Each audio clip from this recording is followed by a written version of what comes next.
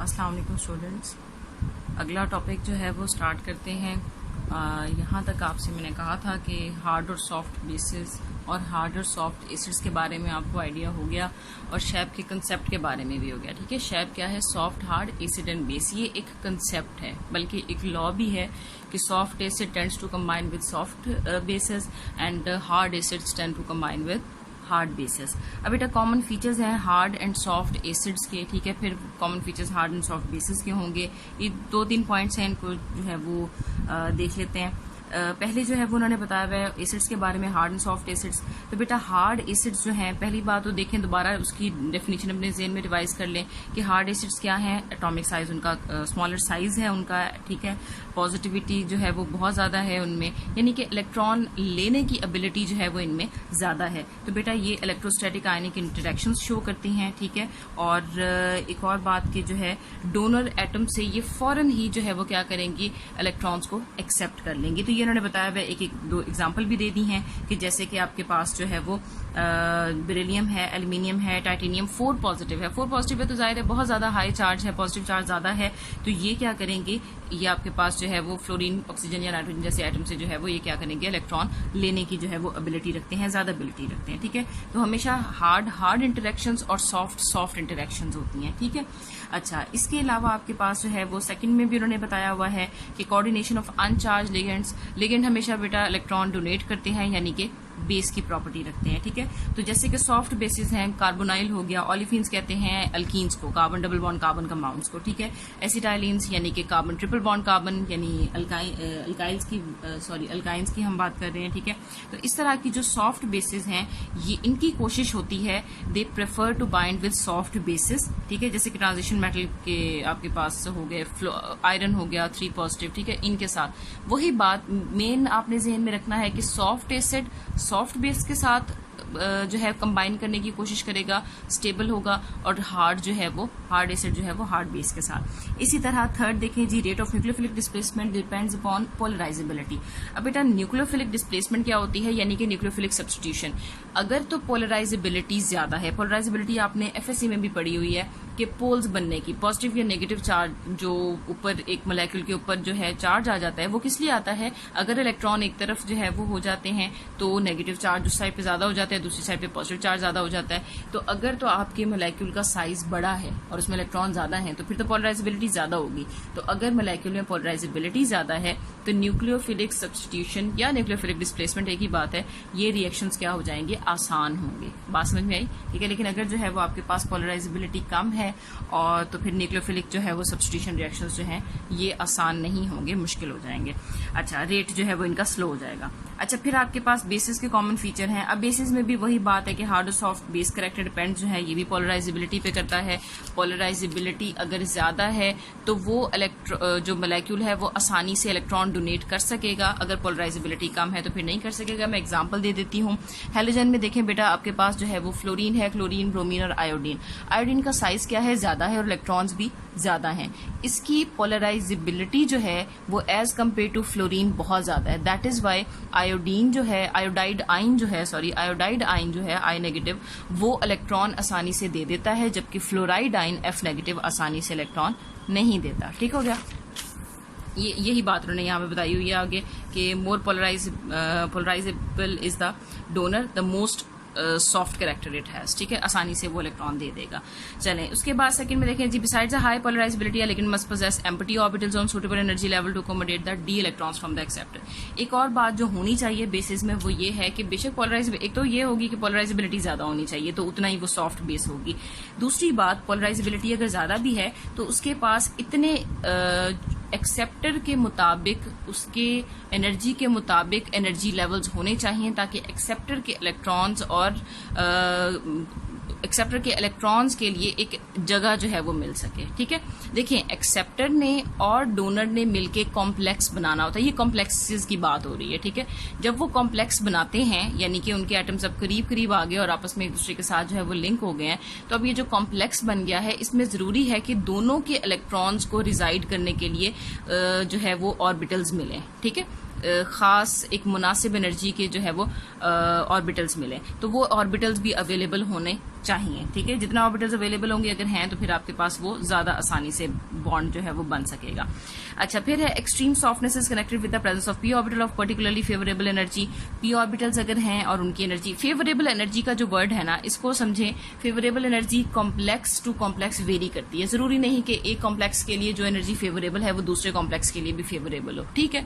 इसलिए हमने फेवरेबल लिखा है कि अगर जो है वो बेसिस में अगर आप जो है वो चाहते हैं कि आपका बेस जो है वो मजीद सॉफ्ट हो, तो फिर उसको अपने एक्सेप्टर के मुताबिक जो है वो उस एनर्जी लेवल पे होना चाहिए, ठीक है। इसीलिए हमारे पास जो है कुछ कॉम्प्लेक्सेस स्टेबल होते हैं और कुछ कॉम्प्लेक्सेस स्टेबल नहीं होते। हम आगे एप्लीकेशंस में बड़ी डिटेल में पढ़ेंगे, आपको समझ आ जाएगी, ठीक है। The soft ligands like the hard ligands tend to flock together. अच्छा, ये बात जो है सॉफ्ट लिगेंड्स हार्ड लिगेंड्स की तरह टेंड टू फ्लॉक टुगेदर का क्या मतलब है? फ्लॉक टुगेदर का मतलब होता है बेटा इकट्ठे होना, जैसे बर्ड्स के लिए कहा जाता है बर्ड्स फ्लॉक टुगेदर, ठीक है। जो है वो एक जैसे जो परिंदे होते हैं वो इकट्ठे जो है वो उड़ते हैं, इसका ये मतलब है। अब यहाँ पे क्या मतलब है? सॉफ्ट लिगेंड्स और हार्ड लिगेंड्स। बेटा सॉफ्ट लिगेंड्स एक तरफ, यानी कि दोनों ही, देखिए मेटल के अराउंड जो है सेंट्रल मेटल के अराउंड लिगेंड्स ने क्या करना है, उसको समझ लें कि मेटल दरमियान में होता है और उसके अराउंड जो है वो लिगेंड ने उसे सराउंड किया हुआ होता है। तो सॉफ्ट लिगेंड्स और हार्ड लिगेंड्स दोनों के पास ही ये एबिलिटी होती है कि मेटल के अराउंड जो है वो उसे सराउंड कर सकते हैं। यानी कि मेटल, सेंट्रल मेटल एटम बिल्कुल वैसे जैसे आपने मैंने बताया था 6th चैप्टर जो था सेकेंड ईयर का ट्रांजिशन मेटल वाला, उसमें आपने पढ़ा था सेंट्रल मेटल एटम और उसके अराउंड जो है वो लिगेंड ने उसे सराउंड किया हुआ होता था, ठीक है। तो सॉफ्ट लिगेंड्स भी ये कर सकते हैं और हार्ड लिगेंड्स भी ये कर सकते हैं, तो they tend to flock together, ठीक है। ये दोनों जो है वो यहाँ पर आगे बेशक लिखना भी चाहिए था, खैर, और आगे बेशक आप लिख लीजिएगा, then tend to flock together around the central metal atom, ठीक है। ये अगर आप लिख लें तो ज्यादा क्लियर हो जाएगा। अच्छा, इसके बाद बेटा जो आपके पास मेन जरा एक्सटेंसिव टॉपिक है, that is applications of soft and hard acids and bases. अच्छा, soft and hard acids and bases क्या हैं कि अभी हमने पीछे जो है वो डिटेल में पढ़ लिया, soft acid, soft base, hard acid, hard base, और उनका शेप कंसेप्ट भी। अब ये कहाँ कहाँ यूज होते हैं, ये कंसेप्ट हमें किस तरह से हेल्प आउट करता है, किन चीजों को हम प्रिडिक्ट कर सकते हैं इसकी नॉलेज से। पहले आ जाता है स्टेबिलिटी ऑफ कॉम्प्लेक्स। बेटा कोई भी कॉम्प्लेक्स बन रहा है, ठीक है, जाहिर है एक आपके पास एसिड होगा एक बेस होगा, दोनों मिलकर क्या बना रहे होंगे, कॉम्प्लेक्स बना रहे होंगे। तो जो कॉम्प्लेक्स बन रहा है उसकी स्टेबिलिटी को का हम अंदाजा लगा सकते हैं कि आइदर जो कॉम्प्लेक्स हम बनाने जा रहे हैं वो स्टेबल होगा या नहीं होगा। ये पूरी जो है आप जो पूरा पैराग्राफ है या पूरा जो टॉपिक है ये आप जो है वो पढ़ लीजिएगा। मैंने इसकी जो है ना आपके पास ये जो उन्होंने एग्जाम्पल्स दी हुई हैं इसकी थोड़ी सी जो है ये पॉइंट्स बनाए हुए हैं। पहला उन्होंने कहा है जी, दो उन्होंने आपकी से बातें की हैं कि आपके पास जो सॉफ्ट एसिड बेस प्रिंसिपल है, hard soft acid base principle, वो जहन में रखें कि हार्ड एसिड कंबाइन करेगा हार्ड बेस के साथ, सॉफ्ट एसिड सॉफ्ट बेस के साथ। तो बेटा AgI2 जो कंपाउंड है, ठीक है, सिल्वर का आयोडाइड आयन के साथ जो कंपाउंड है, ये एक उन्होंने ये आपको दे दिया है और साथ कहा है सिल्वर का फ्लोराइड आयन के साथ। तो बेटा आपको पता है सिल्वर जो है ये क्या है, ये सॉफ्ट एसिड है, तो it will tend to combine with a soft base, ठीक है। और दूसरी तरफ जो ये सॉफ्ट एसिड है, जो आपके पास फ्लोराइड आयन है, ये हार्ड बेस है, तो इसीलिए ये वाला कॉम्प्लेक्स स्टेबल होगा, पॉसिबल होगा, और ये वाला कॉम्प्लेक्स जो है ये पॉसिबल ही नहीं है। बात समझ में आई, ठीक है। सॉफ्ट एसिड सॉफ्ट बेस, ठीक है, सॉफ्ट एसिड और हार्ड बेस ये आपके पास जो है वो कॉम्प्लेक्स नहीं बना रहे, ठीक है, या अगर बनाएंगे भी तो वो बहुत अनस्टेबल होगा। दूसरी एग्जांपल उन्होंने दी हुई है CH3COF, ये जो आपके पास एसिटाइल, इसे एसाइल लिगेंड कहते हैं, CH3CO जो पॉजिटिव है, CH3C डबल बॉन्ड O होता है, ठीक है, कार्बन के ऊपर पॉजिटिव होता है। ये आपके पास जो है वो है ये हार्ड एसिड होता है, और फ्लोराइड, जो फ्लोराइड का आयन है वो आपको पता है वो है ही हार्ड बेस, ठीक है।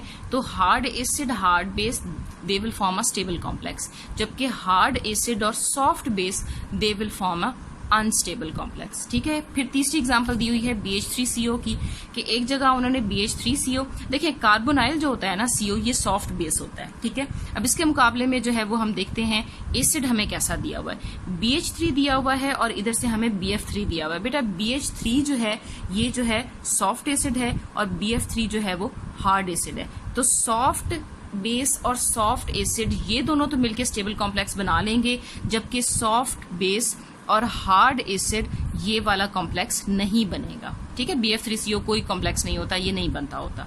बात समझ में आ गई।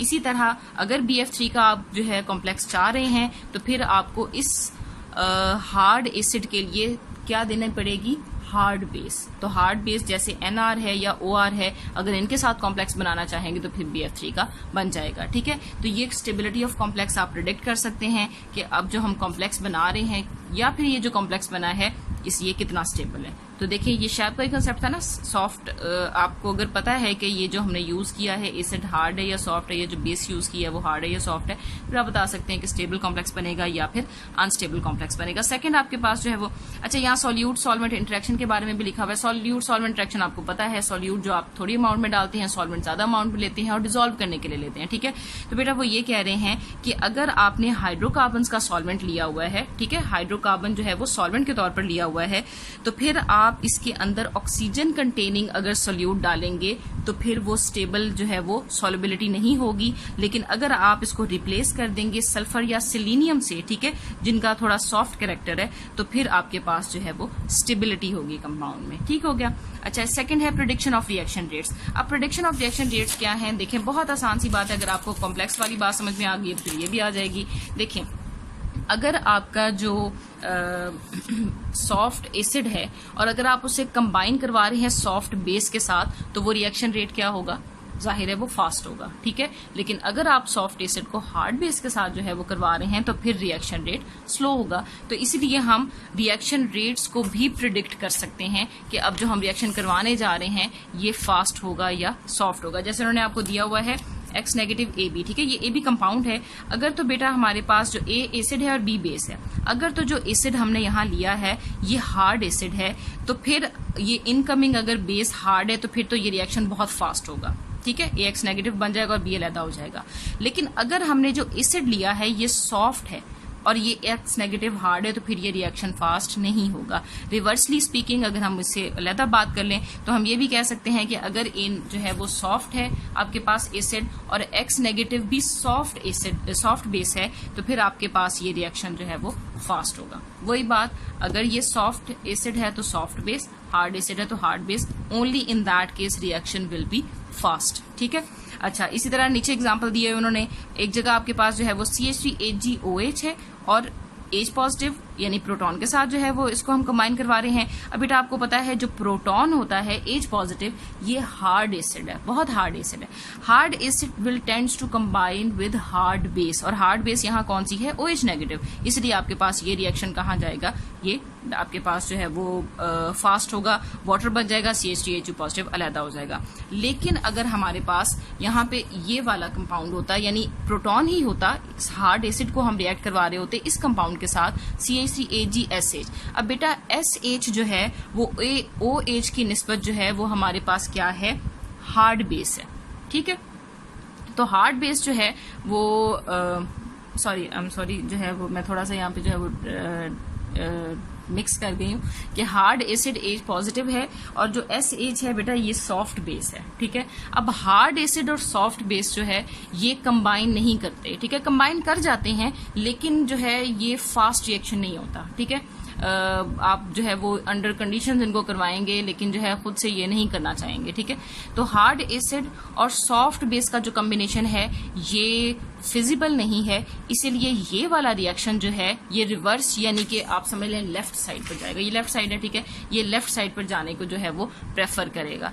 तो हम प्रिडिक्ट कर सकते हैं रिएक्शन रेट्स को भी, और दूसरे लफ्जों में आप कह सकते हैं कि आप जो है डायरेक्शन ऑफ रिएक्शन को भी प्रिडिक्ट कर सकते हैं कि एक रिएक्शन राइट साइड पे जाएगा, फॉरवर्ड डायरेक्शन में जाएगा या फिर बैकवर्ड डायरेक्शन में जाएगा। ठीक हो गया। अच्छा, उसके बाद जी पॉइजनिंग ऑफ मेटल कैटलिस्ट है। अब बेटा मेटल कैटलिस्ट क्या होते हैं, जो मेटल्स होती हैं ना, ठीक है, आपके पास ये आपकी बहुत जगह आपने देखा होगा रिएक्शंस में भी, फर्स्ट ईयर में भी, सेकंड ईयर में भी एज अ कैटलिस्ट यूज हो रही होती हैं। ठीक है, जैसे प्लाटिनम है, पैलेडियम है, निकल है, हाइड्रोजनेशन की रिएक्शन में भी देखा था ये कैटलिस्ट के तौर पर यूज हो रही हैं। बेटा अगर तो जो है हमारे पास जो कंपाउंड है उसके अंदर सॉफ्ट बेसिस मौजूद हैं, ठीक है, सॉफ्ट बेसिस वो हैं जिनके अंदर आप फास्फोरस, आर्सेनिक ये अगर आप लगी हुई हैं, ठीक है, तो अगर तो सॉफ्ट बेसिस मौजूद हैं तो फिर तो आपका कैटलिस्ट जो है वो डिस्ट्रॉय हो जाएगा। इसे हम कहते हैं पॉइजनिंग ऑफ अ कैटलिस्ट, ठीक है। अगर कैटलिस्ट जो है उसे रिएक्शन के अंदर कोई चीज अपने साथ रिएक्ट करवा रही है तो कैटलिस्ट का मकसद तो खत्म हो गया ना। कैटलिस्ट की अगर आपको डेफिनेशन पता है तो आप ये पता होगा कि सब्सटेंस विच डू नॉट, आप कह सकते हैं कि any substance which does not itself take part in a reaction, ठीक है। लेकिन उसका काम सिर्फ ये होता है कि it speeds up the reaction, ठीक है। रिएक्शन का रेट बढ़ा देगा लेकिन खुद उसको पार्टिसिपेट नहीं करना चाहिए। तो बेटा अगर सॉफ्ट बेसिस होंगी तो फिर ये मेटल आयंस, क्योंकि मेटल आयंस आपके पास ये वाले जो प्लैटिनम पैलेडियम जैसे हैं ये सॉफ्ट एसिड्स हैं, तो सॉफ्ट एसिड उन सॉफ्ट बेसिस के साथ कंबाइन कर सकता है, मेटल की पॉइजनिंग हो सकती है। तो हम अपने कैटलिस्ट को बचा सकते हैं तबाह होने से या पॉइजन उसकी जो है उसकी पॉइजनिंग से, अगर हम जो है वो सॉफ्ट बेसिस यूज ना करें, ठीक है। तो एक तो ये चीज हमें बताता है कि मेटल की पॉइजनिंग होगी या नहीं होगी, ठीक है, या हो सकती है या नहीं। फिर बायोलॉजिकल एप्लीकेशन बहुत इजी है बेटा। बायोलॉजिकल एप्लीकेशन में ये है कि हमारी बॉडी में सॉफ्ट एसिड्स और सॉफ्ट बेसिस बहुत ज्यादा क्वांटिटी में है, ठीक है। अगर आप आउटसाइड सोर्स से कोई सॉफ्ट एसिड या सॉफ्ट बेस ले लेते हैं तो फिर आपकी बॉडी में वो जाकर क्या करेंगे, रिएक्ट कर जाएंगे। इसकी बहुत अच्छी एग्जाम्पल है कि जैसे कि आपने सुना होगा कि अगर ऑक्सीजन को रिप्लेस कर दिया जाए कार्बन मोनोऑक्साइड से, सीओ से, कार्बोनाइल ग्रुप से, ठीक है, सीओ, तो कार्बोनाइल ग्रुप जो है वो सॉफ्ट बेस है। यहाँ पे भी अभी हमने पढ़ा है पीछे, ठीक है, कि टिपिकल सॉफ्ट बेस है। तो ये जो सॉफ्ट बेस है ये फौरन से जाके आपके ब्लड में मौजूद आयरन के साथ जो है वो कंबाइन कर जाएगी, कॉम्प्लेक्स बना देगी। अब आयरन ये जो है ये सॉफ्ट एसिड है, ठीक है।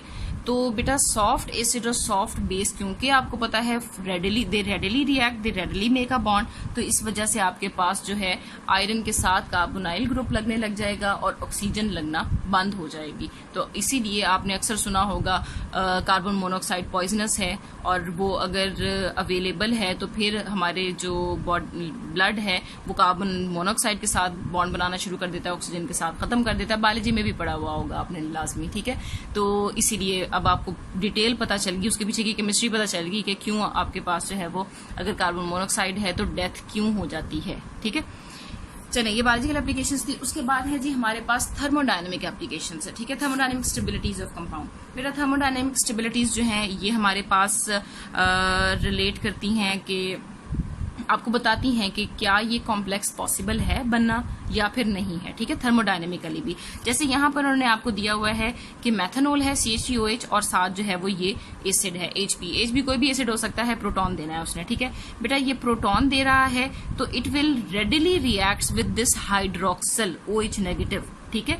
तो ये हार्ड एसिड है तो हार्ड बेस के साथ फौरन से जाकर रिएक्ट करके वाटर बना देगा और आपके पास जो है ये कंपाउंड। तो ये भी रिएक्शन जो है वो आपको आप प्रिडिक्ट कर सकते हैं कि थर्मोडायनेमिकली कोई रिएक्शन जो है वो स्टेबल होगा या फिर नहीं होगा। इसी तरह उन्होंने नीचे भी आपको जो है वो बहुत सारी बता दी हैं कि अगर आपके पास जो है वो ये जो उन्होंने दिया हुआ है ना, ऑर्डर दिया हुआ है, ये इस तरह से दिया हुआ है कि आपके पास स्टार्टिंग में सॉफ्ट बेसिस हैं, ठीक है, और आहिस्ता आहिस्ता उनकी जो सॉफ्टनेस है वो खत्म होती जा रही है और लास्ट में आके ये हार्ड बेसिस हो गई हैं, ठीक है। ये समझ लें उन्होंने आपको जो है वो ऑर्डर दिया हुआ है कि सॉफ्ट बेसिस कौन सी हैं और हार्ड बेसिस कौन सी हैं। तो ये सॉफ्ट से हार्ड बेसिस की तरफ जो है वो डिक्रीजिंग ऑर्डर में, डिक्रीजिंग सॉफ्टनेस के ऑर्डर में ये दिया हुआ है। तो इक्विलिब्रियम कांस्टेंट जो है वो आपके पास जो है वो एक minute, it has been observe the equilibrium constant are quite high for the soft basis.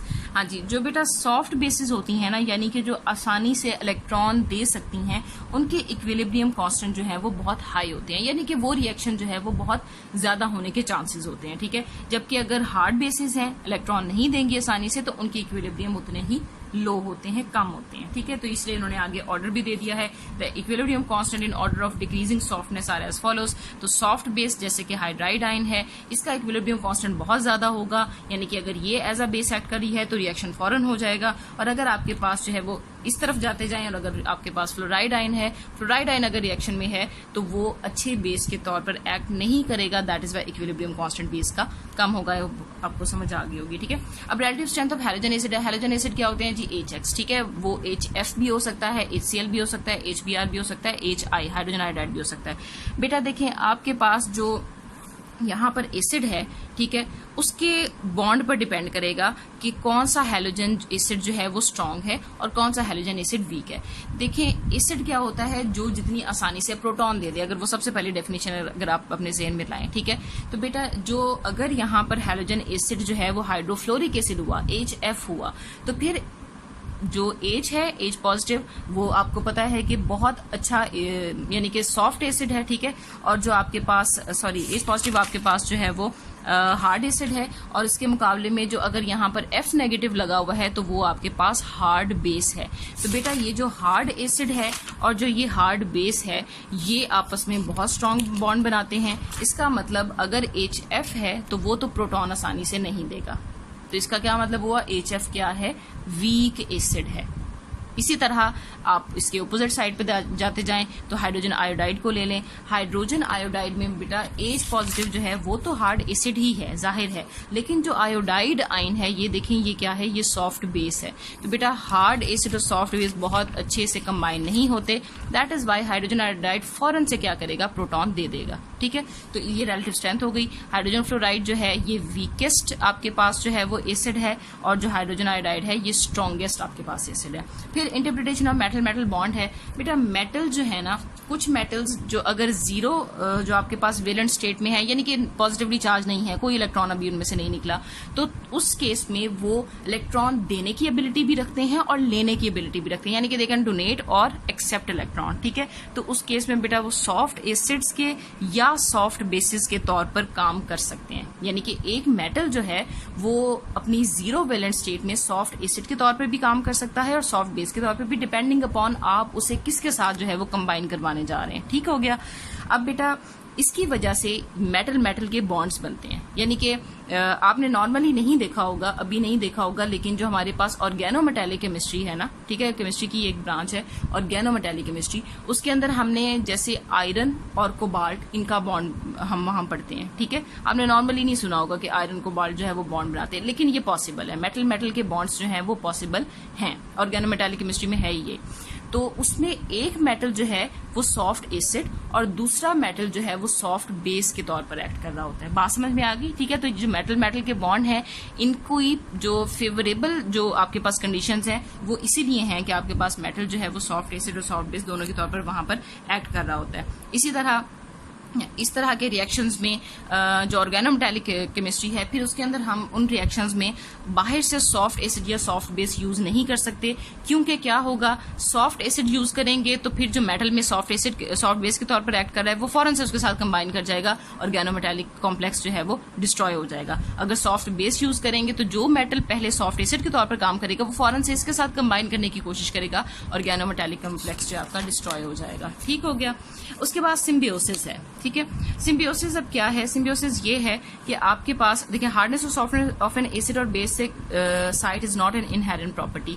देखें अब यहाँ पर बोरॉन जो है ना, BF3 और BH3 की एग्जांपल ले लेते हैं। बेटा BF3 में भी बोरॉन है, BH3 में भी बोरॉन है, ठीक है। अब बोरॉन पर डिपेंड नहीं कर रहा है यहाँ पे, बोरॉन जो B3 पॉजिटिव है ना बोरॉन, ये बॉर्डर लाइन आपके पास एसिड आता है। अगर हम उसके ऊपर सब्स्टिट्यूएंट्स चेंज कर दें, यहाँ पर सब्स्टिट्यूएंट्स क्या है, 3 फ्लोराइड आइंस हैं, और यहाँ पर सब्स्टिट्यूएंट्स क्या हैं, 3 हाइड्रोजन है, जो आपके पास ये B2H6 लिखा हुआ है। अगर आप इसे इंपेरिकल फॉर्मूला देखें इसका तो BH3 बनता है, ठीक है। तो BH3 आपके पास जो है वो सॉफ्ट एसिड है और BF3 जो है वो हार्ड एसिड है। तो बोरॉन तो सेम रहा दोनों में, लेकिन सब्स्टिट्यूएंट्स चेंज होने की वजह से आप किसी हार्ड चीज को सॉफ्ट एसिड में और जो सॉफ्ट है उसे हार्ड एसिड में कन्वर्ट कर सकते हैं, ठीक है। ये पहली बात लिखी हुई है। अब यहाँ पर देखें, अगर आप इसमें फ्लोराइड आयन डालने की कोशिश करेंगे तो ये फौरन से एक और फ्लोराइड आयन लेके BF4 नेगेटिव में कन्वर्ट हो जाएगा, और अगर इसमें H नेगेटिव डालने की कोशिश करेंगे तो ये आपके पास फौरन से BH4 नेगेटिव में कन्वर्ट हो जाएगा। अब अगर आप इन दोनों का कंपिटेटिव रिएक्शन देखें, कंपिटेटिव रिएक्शन देखें कि कौन सा किसके साथ जो है वो जाना चाहता है, तो अगर BF3H नेगेटिव ले रहे हैं और उसको करवा रहे हैं BH3F नेगेटिव के साथ, तो यहां से फ्लोराइड आयन फौरन से अपना बॉन्ड तोड़ेगा और जाकर इसके साथ लग जाएगा, और hydride ion will tends to bond with BH3 और then it will be converted into BH4 negative, ठीक है। तो ये जो रिलेशन है बेटा किस तरह का, कि the tendency of soft ligands to combine with a centre having soft ligands, इसको हम कहते हैं सिम्बियोसिस, ठीक है। इसी तरह हार्ड के लिए भी हो सकता है the tendency of hard ligands to combine with the centre having hard ligands, इनको हम क्या कह सकते हैं, सिम्बियोसिस।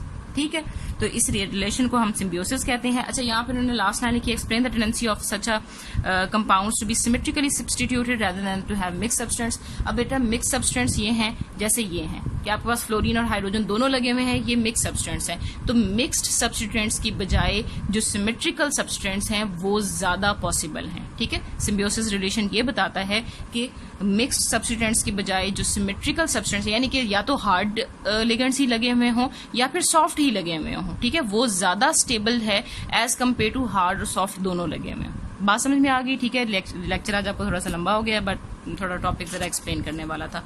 ओके जी, any question if you have you may ask in the tomorrow's lecture. अल्लाह हाफिज।